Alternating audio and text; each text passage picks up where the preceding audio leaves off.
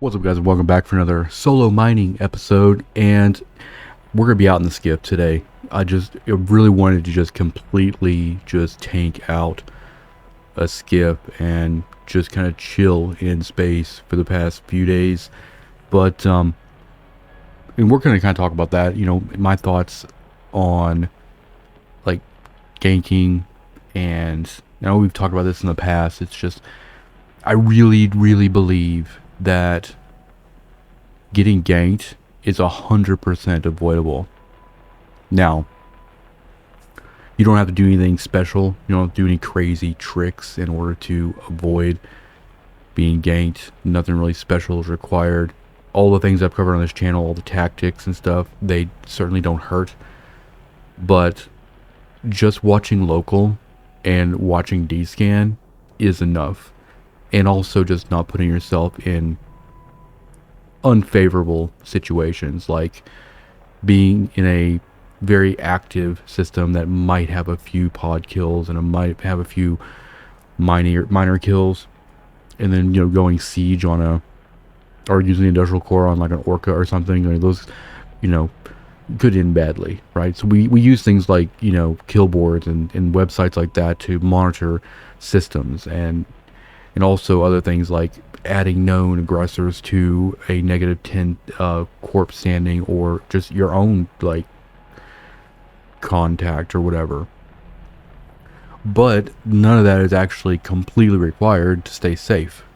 Now, to give you some perspective on my history and kind of my perspective on this whole thing, because I see a lot of comments on the channel where people are losing ships left and right, and on Reddit they're like, if you lose a couple of ships a month, that's that's pretty much par of the course. That doesn't really affect your business.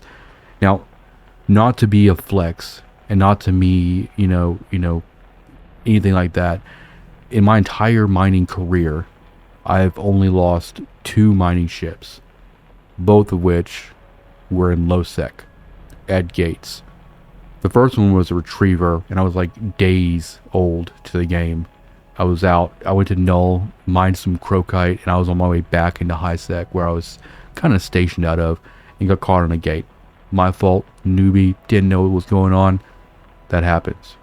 The second one was me just being lazy and rolling the dice. I was just traveling out of null with a skiff. I really didn't care if I lost skip or not. I was kind of consolidating. I knew the system I was going into was a gate camp, and instead of I was just roll the dice. I just really didn't care. I'm like, if I make it, cool. If I don't, whatever. And of course, I didn't make it. Other than those 2 losses, I haven't lost any mining ships in high sec. And I don't even think I've even come close to even like getting ganked, knock on wood, obviously, because I naturally kind of play in a paranoid state, which sounds very bad. And it's like high anxiety, but not really, right? It's like muscle memory for the most part. You're always looking at D-scan, you're always looking at local, anytime you see a spike. And I didn't even build a contact list for known aggressors until recently. That was something I did when we started to like really kind of drill down on the strategies to be anti-gank, whatever. So that's kind of a new thing now. It's even better. Like, now it's even clearer when people like, safety come into system, and, when you start seeing just, scout ships and stuff like that. But just for over the past few days, I was like, I just want to put a skiff together, because from everything that I've been reading and everything that I've seen in the comment section, skiffs and procurers are just not very popular when it comes to ganks. Even just perusing kill mails and things like that, it's just you don't see them all that often. And I think a lot of the reason is because there's just easier targets out there. I mean, this skip we're out in today is 134,000 EHP. That's a lot. And we're not running anything that's gonna keep us in place. If something happens in local, I see it on D-scan, we just leave. Even if they're on grid, we're pretty tanky, right? And if they scan me, then they're gonna see the tank, and then they're probably just gonna go find a retriever somewhere in most cases. The reason I want to kind of cover this topic too was because, like several weeks ago, I wanted to do a dedicated video on showing how to like sell kill rights and do all that kind of stuff. And I tried, for the life of me, I tried to set myself up in a situation where I could get ganked, just so I could, have a kill right to kind of, go through the process that, all that is. But I ended up not doing that video because I could not, for the life of me, get anybody to kill me. And it really got me to start thinking, like, yeah, there is a pecking order when it comes to like mining ships, and pretty much any ships. If you're running like PvE sites and stuff, there are things that you can do to make yourself just unappealing. Keeping costs low. It's like either, you run a really cheap ship that, like a cheap ship with high tank is probably going to be pretty unappealing. Now, when you talk about cheap ships in terms of like retrievers and stuff like that, those are really easy to kill, and they're still, probably on the higher portion of the preferred list for gang fleets and stuff. But it's like, if you really just want to like chill, then investing in like a skiff and just putting a bunch of tank on it, then you're gonna and you're watching local and you're watching D-scan, you'll probably never get ganked, to be honest. Like, if you're watching everything, you're adding people to -10 contacts, and you have all that, tank going on, you're probably never going to lose. And the thing is, it's a trade-off with mining, right? If you more tank you add, the less yield you get. But in my mind, if I just don't run mining laser upgrades in the lows and run tank there, and that is the difference between me not losing a ship, then I'm going to go that route, right? Obviously, you're not going to get as much yield per second as you would if you're running mining laser upgrades. But also, you can potentially not lose your ship either. And with the price of mining ships being what they are, that's an avoidable expense, not having to SRP yourself. Obviously, still best practice. You're probably still going to like hold a little bit of cash on hand in case something crazy happens, because sometimes it's not about value. It's not about any of that. It's just, whatever they feel like doing, they're going to do, right? But figured I'd come out here in the skiff today and just kind of talk about this a little bit. And what's crazy too is, like, I'm not using them right now, but if I'm not running any mining laser upgrades in the lows, then I can use like mining drone 2s, and I actually only drop, like, the difference between running modulated strip miner 2s with simple asteroid type B2 crystals, and if I run all 3 mining laser upgrades, I get like 14.7 cubic meters a second for each modulated strip. Now, if I take all those mining laser upgrades off and put just nothing but tank there, it drops to like 11.3 per modulated strip. But then if I use mining drones, that adds another 5.1 cubic meters a second overall, which actually means my yield is only dropping by like, what, 0.65 per modulated strip, which is pretty good, to be honest. Now, I'm also mining in a high-sec system that is a 1.0 security, which means that Concord has the fastest response time.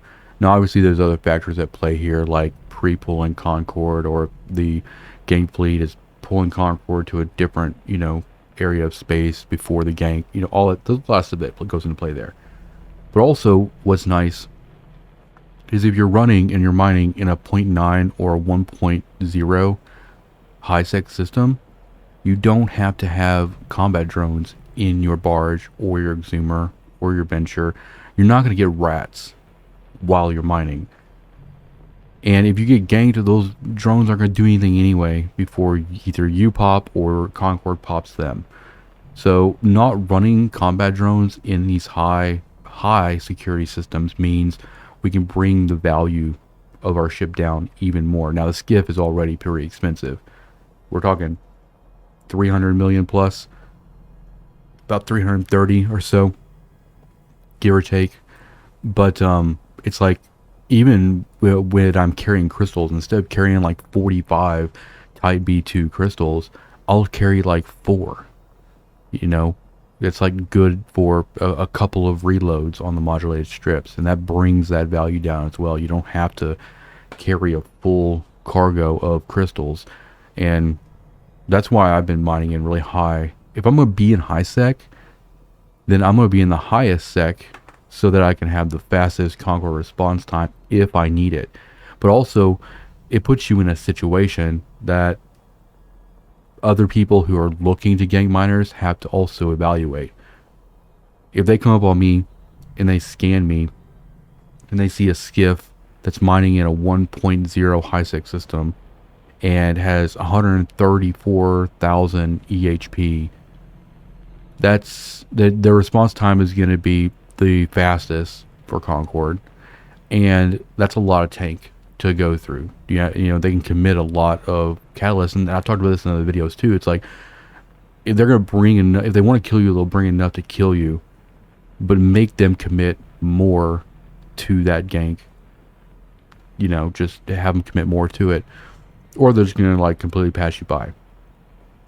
The other thing too is like being in a system of this high security too. It's like there's probably other better targets in system at the moment too, like retrievers or cubchers, or they probably won't go after a venture in most cases. If they're bored, maybe, but really they're really looking out for those retrievers. Retrievers are a big that's a way to put a big target on your back and stuff. So I don't want to harp too much. I know we've talked a lot about ganking here in the past few weeks or so, but I figured this is going to be like kind of like the culmination of my feelings on it. We'll try not to touch on it too much more in the future. It's just I really kind of wanted to drive home the idea that it's avoidable in almost every situation that somebody gets ganked in a mining ship. It's avoidable, right? Now there are other situations like I wouldn't say ganking happens in like nullsec because it's nullsec, right? I feel like the definition of ganking is high sec, and when you go into like low sec and nullsec, you're kind of consenting to that PvP a little bit. So a lot of the same rules don't apply. If you want to avoid people killing you in nullsec, it's a whole different kind of rule set, and you take some of the same precautions. Watching if you're not really watching D-scan too much because you're watching local. If a neutral comes in local in nullsec, then you're going to be off grid. You're going to try to get off grid, right? But really, a lot of your focus in nullsec is going to be watching intel channels, see what's around you. If you have bad intel in a constellation, you're probably not going to be very comfortable mining in that constellation because no intel is bad intel. If people are just not reporting, fleets or neutrals moving through an area towards you, then yeah, you're gonna be caught off guard if you're not watching local. I don't really cover like ganking and stuff like that, or like just I don't really like covering player avoidance in low sec because that's just lawless territory. You go out there, it's kind of like the Wild West. So you should know the mechanics of the game if you're going to go out there and mine and stuff like that. And in low sec, you're going to be using the same kind of things, like watching local, watching D-scan, and all that good stuff, having those -10 contacts so you can see who's around. And like wormhole Poshman, you're not going to have local, but you can use things like if you're in like an endurance, you can run like combat probes to get a rough idea of what's around, and you can like deselect certain filters to not see deployables and stuff like that. So you can use like combat probes to kind of get a situation, a sit rep, but also D-scan is your biggest friend out there. But I don't know, for high sec, I mean, I believe it's so much that like 100% of ganking or miners dying to ganks in high sec can be avoided so easily. And here's the other thing too, is like I don't AFK mine, and that's a very important distinction for the whole bit. right? If you get up and you go away from your computer and you AFK, then chances are, something can happen because you're not there to monitor local or D-scan and stuff like that. But also, it doesn't really make a whole lot of sense anyway, because your cycle times are going to be pretty low, and like in most cases, a rock's going to probably disintegrate in a couple of cycles. But a lot of people still AFK mine and like orcas with their drones. They just put one drone on each rock, and that's good for like sometimes 20 minutes on like a big rock day. And they're probably using their core too. Now, an orca takes a lot to take down. Like if somebody wants an orca kill, they'll if you're tanked really really well, it might take 20, 30 catalysts to take it down, unless they bring something else. But at that point, they've already kind of decided that they want you. But even that, it's like, even I'm gonna probably get away from even running drone mining rigs on my porpoise and my orca. I might actually just go straight buffer tank on those guys as well, just if they get scanned, and they can just put as much tank on that thing as possible. Plus the drone rigs can be a little bit expensive too, and to make them work with decent tank, you have to do the extra training for drone rigging to bring the CPU penalty down. So you can save yourself some training time if you just decide to go with like buffer tank or buffer shield rigs for stuff like that. But that's pretty much it. I've been actually really enjoying this, I like to call it the brick skiff. Don't really get bothered a whole lot. I don't really have people come on grid with me.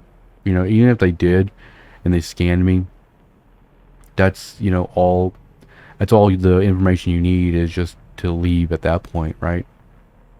Any sort of reconnaissance. Now they're gonna probably fly around cloaked. There's always gonna probably usually be somebody that's cloaked, move around, kind of seeing what's on grid. If scanning you is kind of like a big red flag, right? That means you're somebody's looking at you, so you just leave, right? And that reconnaissance is probably never going to be part of the gank fleet anyway, because it takes a lot to train into cloaky ships and stuff like that. They're just kind of like setting bookmarks and stuff like that. They'll warp to 100, see who's on grid, bookmark a rock near the target, wait 2 minutes, and then the gank fleet will come into system and go right for you. But and that's avoidable too. It's like once you see a bunch of things come into local, like a spike, hit D-scan a couple of times. If you don't see anything on D-scan, sometimes I take a break anyway, or change up belts. Every time I empty actually the skiff, I'll go fill up on the skiff, I'll go dump it in a station, and then I'll go to a different asteroid belt every single time. So it's like somebody comes in and recons you and sees where you're at, but then they see you come off grid, and then they see you come back to the same bookmark. They'll be like, okay, they're just going to be here regardless of every time they come back from unloading, they're just going to keep coming back to the same spot. So I just keep moving. I mean, there's multiple belts in a system in high sec, so why not use them and just bounce around all the time? And also I just try to move around a lot too. Like that's a big indicator as well. Like if you're just sitting in one spot, kind of like we are right now, I'm not really worried about it in the skiff, but like if you're sitting in one spot, then if somebody comes in really quick to like see what's going on in the belt, and they see like a mining ship that's not moving but has lasers on, they might assume that you're AFK. But it's like if I'm constantly like moving around, even at low speeds, and they can see that somebody's kind of at the controls, might make you a little bit less appealing too. Because an easy gank is one that no one is no one is behind the controls and everything, and less tank.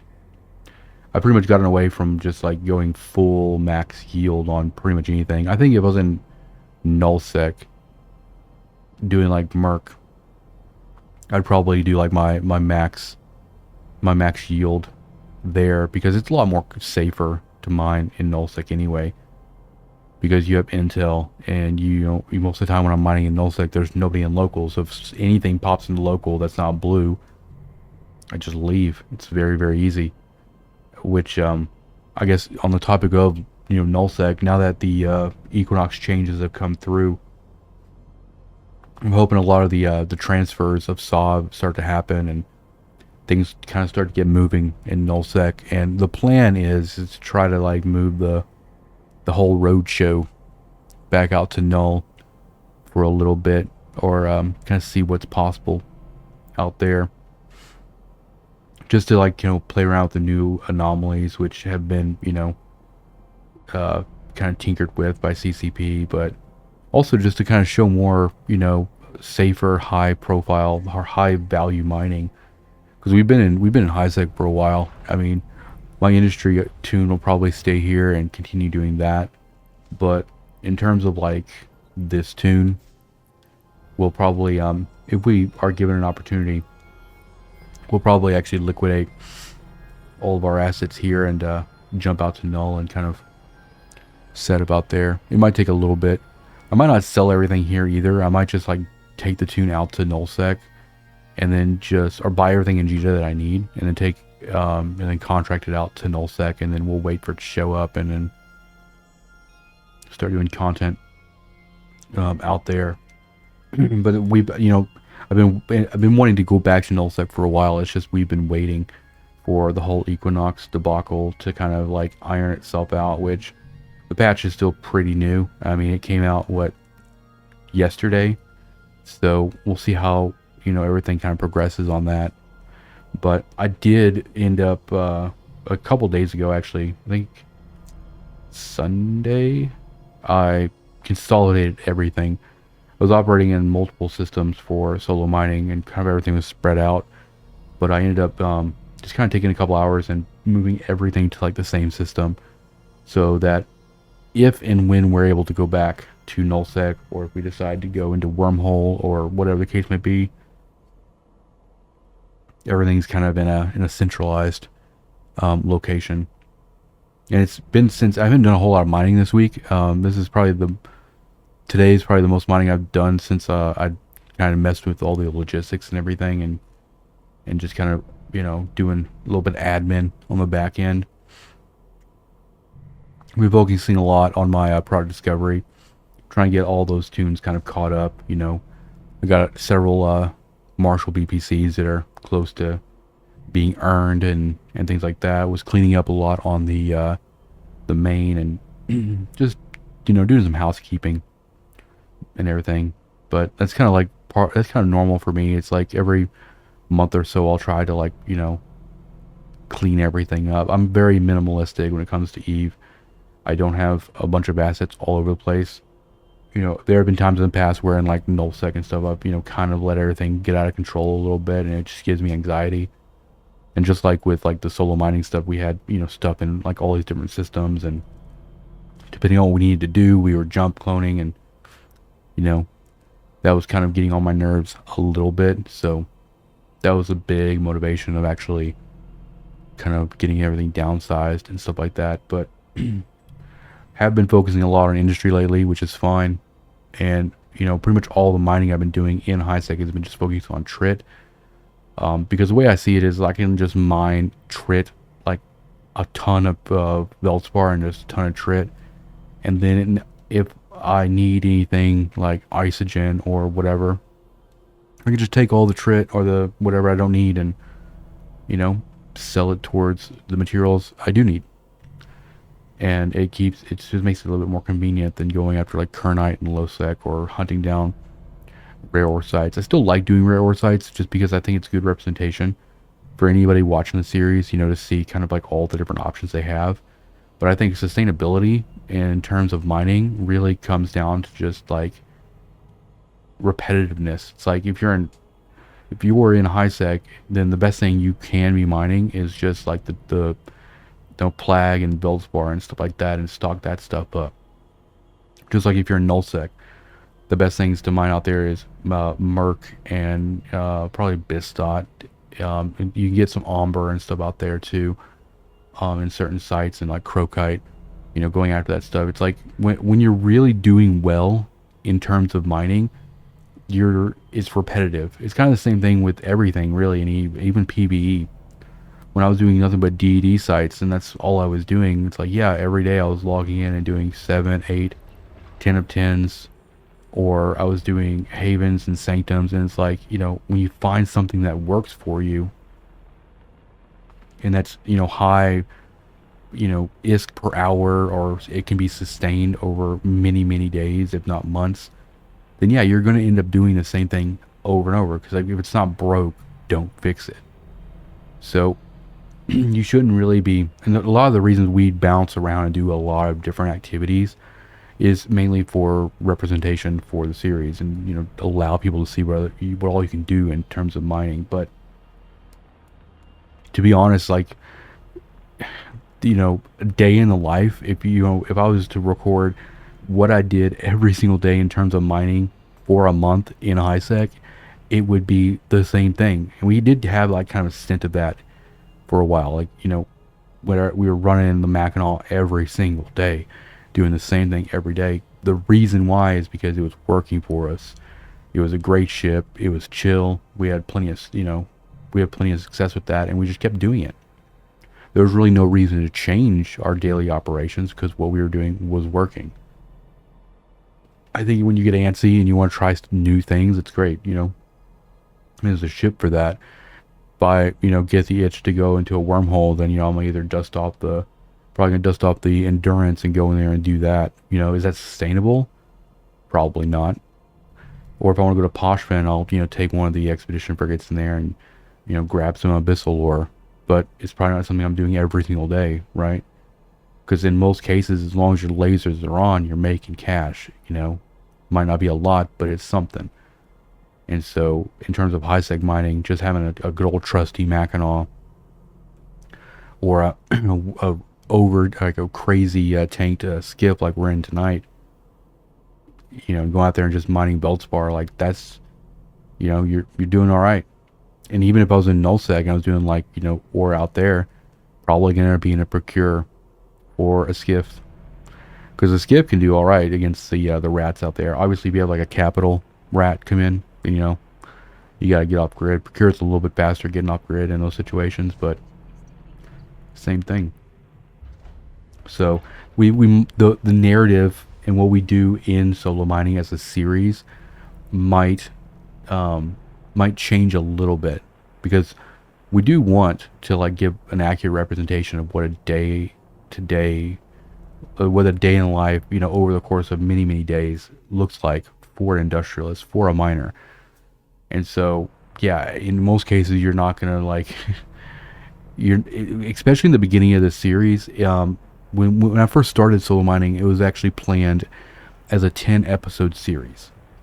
So the idea was we were starting with a alpha. I would explain, system selection, kind of what I was going to be doing every single day.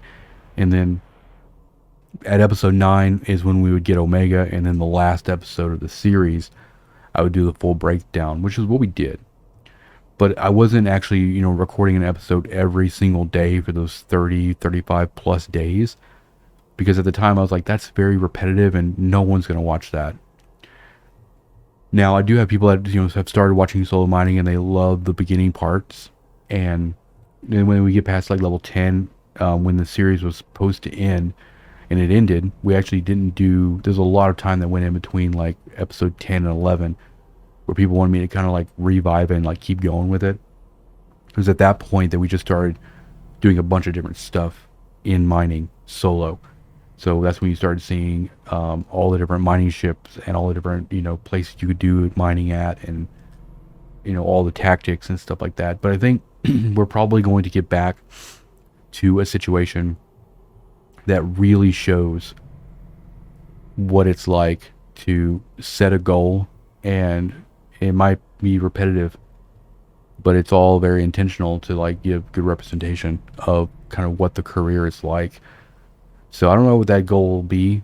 I'm thinking like in kind of the spirit of how we started the series, I think that it would be nice to, zero out a wallet, so zero out the wallet for the tune that we run here on for the series. And basically every single day every single episode we track all that stuff. We go out, we mine for a day, and then we show how we sell that stuff. That is goes into this character's wallet, and we track that over a month or two, and show how actually saving for a certain thing happens and how long it takes and how realistic it might be. Then you can make your own decisions on what you want to do. I was kind of waiting to do that kind of in nullsec when we had a lot more high value stuff, because if I was going to go and grind Omega again as an alpha, I would probably do rare ore sites, to be honest. You do drop a little time in terms of like looking for them, but even if you were balanced between like rare ore sites, Poshman, and then like Merc in nullsec, that would be like the fastest way to do it. You could probably actually get it in like a couple of weeks, if not less. I did the math on that one time, where it's like if you were an alpha in a venture doing, and you just happened to be in like nullsec and you were doing mercoxit mining, how long would it take to get Omega? And it's probably the fastest, or that, going, taking a venture into like Poshman or something. You do it really, really quick, because you can actually go and refine that mercoxit into morphite, which is very, very light, high value, very, very light mineral. And if you're able to actually get it out and sell it, you can close it out pretty well. And then once you're actually Omega, if you just take swap that venture out for like a procurer and you're doing mercoxit mining, you can basically get what you need for Omega in like probably a week. A lot of the limiting factors of that is actually just availability, because you don't have to actually clear anomalies in nullsec for the mercoxit rocks to come back. So usually what happens is all of the mercoxit rocks will appear in all the anomalies. I'll go and I'll mine them all, and then in like 3 days they all start to repopulate. So you can essentially, and what I was doing back then in terms of like value and morphite, I was doing, it was probably only like 30 minutes, maybe an hour of that mining in a procurer. But I was doing like 500-ish million just in that one activity every 3 days. So that alone was $1 billion just doing mercoxit mining, which is great. And then I was also doing ice mining too. And then all the PI is much better out in nullsec as well. I'm still trying to decide like what we want to do. I think when we do get out to nullsec, we might actually do this like maintaining kind of Omega goal, right? We'll take the cost of what Omega is. We'll keep that cost in mind. Every day we'll be tracking like Plex cost, and the idea here is we will try to get up to a certain ISK amount in our wallet.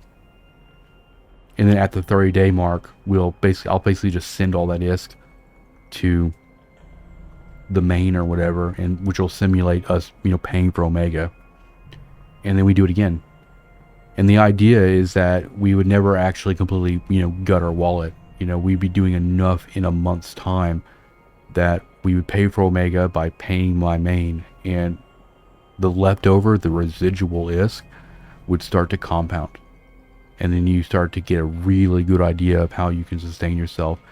And I think I want to do it with just one account, which I've never done before, but it's super easy. I think I could probably do that as well in high sec. It would take a little bit longer, but I think it'd be more interesting to do it in null sec, where we are not trying to promote an unhealthy amount of playtime a day, because just mining an adventure in high sec to pay for Omega, you're talking like 10 plus hours a day, and that's just not unhealthy and it's not sustainable. So I don't really want to promote that kind of gameplay. I want to kind of promote like keeping things fresh. So that's kind of the plan. We've slowed down a lot on the solo mining because I've been kind of waiting to rejuvenate the format here and move into a situation like that, because then we can go out in there and do, it might not be mining, but in my mind it's like we're out there doing mercoxit mining and ice mining and doing PI. All that stuff is very, very easily a great way to sustain Omega. That's probably the direction we're going to go.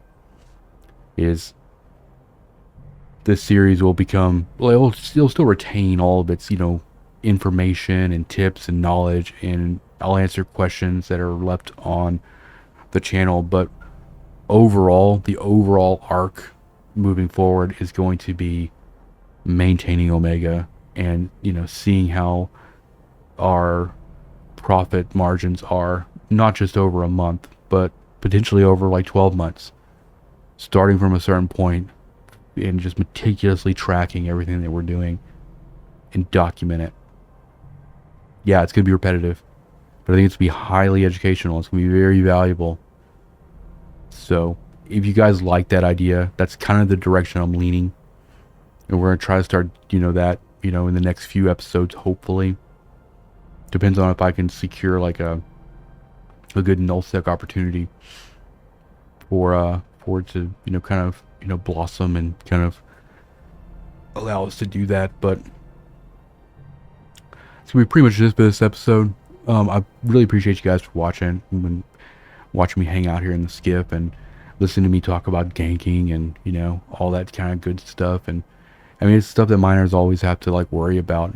Someone's always out to get you. And that's not even just miners. Like, if you're in a Ishtar out in nullsec doing rat sites, you gotta have the same level of paranoia too, and that skill of situational awareness is going to carry over to a lot of different things you do in this game.